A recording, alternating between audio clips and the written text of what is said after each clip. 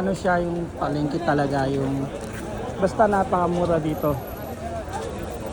Kaya kung nandito lang kayo sa malapit, mas mura dito kaysa mga bakala, sa mga pwesto. Kagaya ng mga yan, may upo, may kalabasa, may sibuyas. Marami dito, sari-saring gulay. Meron din ano dun yung manok, itlog ng manok na kulay brown yung anong manok yun? Ano lang 15 real isang tray. Or nakukuha yata sa 10 real din siya. Ito. Ito sinasay ito yung itlog na ganito. Ayan no.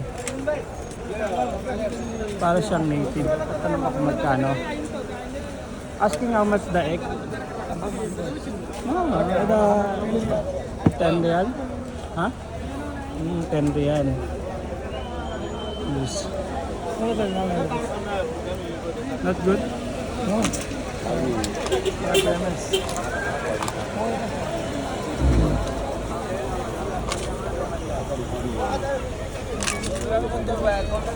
$10 yung mga isang tray na ganong itlog.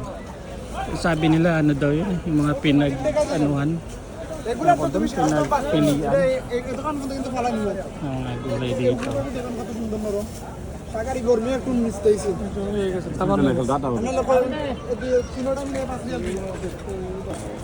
At meron din ditong ano, yung tindahan ng isda dun sa bandaron. Dalawang pwesto yun na malaki, tindahan ng isda. At meron din ditong karnihan. Mura din ng karne dito sa Ka-Fresh. Diba yan, yung mga sitaw. Yung mga kasama ko bumubuntot lang ako. Bengali sok ang tawag dito kasi karamihan mga Bangladesh.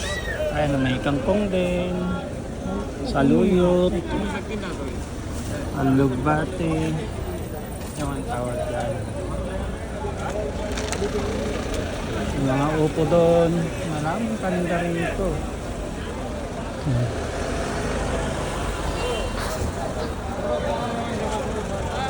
Gulay. Talagang ano sila, maramihan. Kasi ginugulay nila yan. Binuulam nila. Hindi pa nahog. Ginugulay talaga.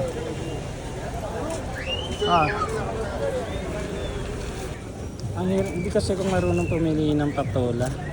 Nanay ko marunong. Sabi niya kukuskusin yata. Pero nakalimutan ko kung paano kikilalanin pag kinuskus mo yung balat. Kasi kadalasan nabibili ko